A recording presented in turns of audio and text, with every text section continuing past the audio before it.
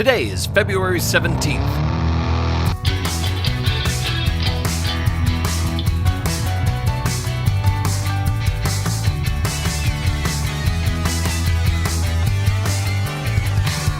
It's the 48th day of the year, and this is the On This Day podcast. If you've been listening from the start, some of this may sound a little familiar, and if you haven't, it'll all be new to you. Either way, enjoy the show. On this day in 1863, a meeting of 5 people convenes in Geneva, Switzerland, to form the International Committee for Relief to the Wounded. The committee's intention is to study the proposals set forth by Swiss businessman Henri Dunant in his book A Memory of Solferino. Dunant is running a business in French-occupied Algeria in the 1850s when he travels to Solferino to petition Emperor Napoleon III in person about land rights. Upon his arrival in Solferino, the same day as a fierce battle between French and Austrian troops, Dunant is shocked by the thousands upon thousands of wounded who lie suffering with no one to take care of them. He organizes civilians to tend to the wounded on both sides and sets up makeshift hospitals. In his book about his experiences, he proposes the creation of a neutral organization to attend to wounded soldiers in future conflicts. The committee formed on this day in 1863 includes Henri, a lawyer named Gustave Monnier, General Guillaume-Henri Dufour of the Swiss Army, and 2 doctors, Louis Appia and Théodore Manoir. They not only discuss the idea of forming national relief organizations for wounded soldiers, but also the adoption of a document of guidelines for protecting the war wounded and their caregivers on the battlefield. The document is adopted a year later with the establishment of the Geneva Convention, and the International Committee for Relief to the Wounded later becomes the International Committee of the Red Cross. And Henri Dunant goes on to become the first recipient of the Nobel Peace Prize for his role in founding the International Red Cross on this day in 1863. 1 year later, the submarine HL Hunley becomes the first submarine to sink a warship when it detonates a spar torpedo against the hull of the USS Housatonic on this day in 1864. It's the middle of the Civil War, and the USS Housatonic is a Union ship stationed in Charleston Harbor as part of a naval blockade of Charleston, South Carolina. The Hunley's goal is to lift the blockade by sinking the Housatonic. USS Housatonic is roughly 5 miles off the coast when the Hunley approaches from Sullivan's Island. By some accounts, the Hunley is spotted, and soldiers on deck of the Housatonic fire rifles at it. The Hunley lays her charge below the waterline of the Housatonic's stern and retreats. The Housatonic's hull explodes and the ship sinks quickly, taking 5 of her Union crew with her. The Hunley attempts to get away, but she suffers the same fate, sinking for unknown reasons, taking all 8 members of her Confederate crew with her. No one knows for certain why the Hunley sinks. It's possible one of the rifle rounds fired from the deck of the Housatonic penetrates one of her sub's viewing ports. But more likely, the Hunley is just too close to the torpedo when it detonates on the end of the spar 20 feet away, and she suffers damage herself in the explosion. The HL Hunley is a 40-foot submarine built in Mobile, Alabama, designed by Horace Lawson Hunley, hence the name, and built by James McClintock. The HL Hunley has been an unlucky boat. She carries a crew of 8, 1 captain and 7 crewmen to run the hand-cranked propeller. In August of 1863, the Hunley sinks during a test run when the captain accidentally steps on the diving plane's lever, causing an immediate dive while all the hatches are still open.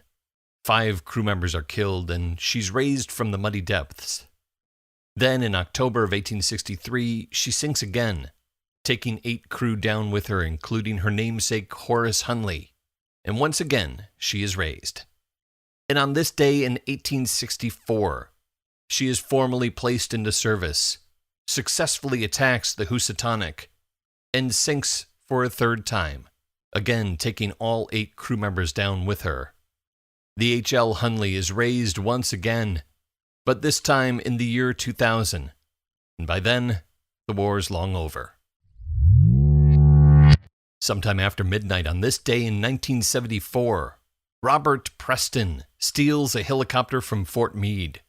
The U.S. Army private who works as a helicopter technician takes the chopper on a joyride over residences on the base. Preston then flies away from the base and lands at a nearby caravan park where he proceeds to get out of the helicopter and run around it several times before getting back in and taking off again. Then Preston buzzes several cars, flies down the parkway and over the South Capitol Street Bridge into Washington, D.C., where he hovers just a couple feet over the Washington Monument.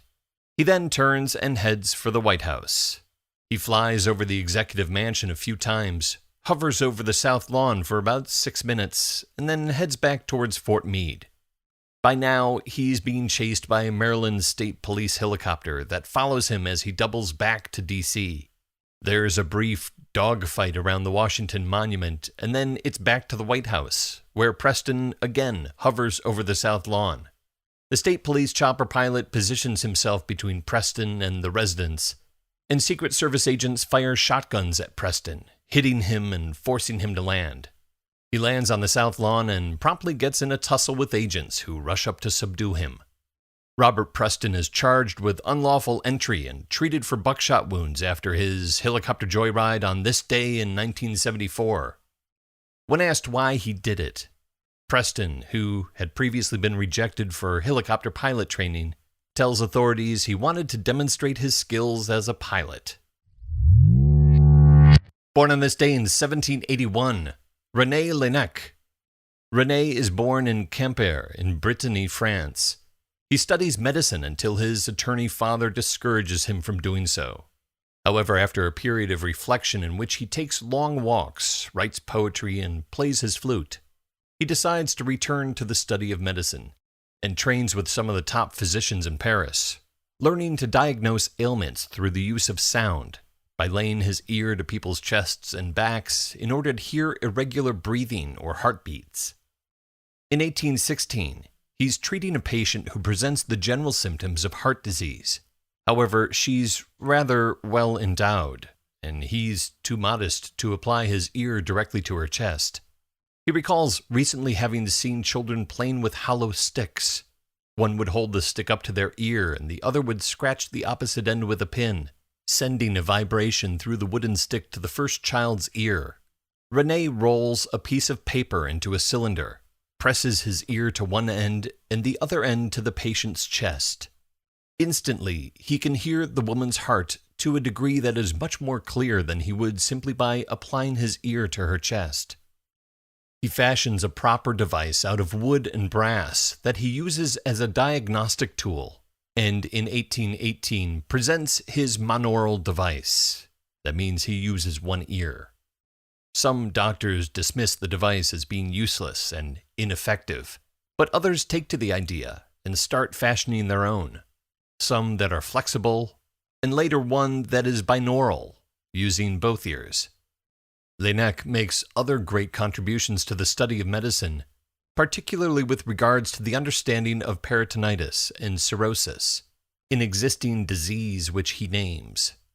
Other terms he coins are melanoma, mediate escalation, rales, rhonchi, crepitance, and egophony, all terms familiar to any physician who knows how to pronounce them better than I do. Rene Laennec often calls his wooden device the cylinder, but the formal name he gives it is the stethoscope. In his words, the greatest legacy of his life. There are 318 days left in the year.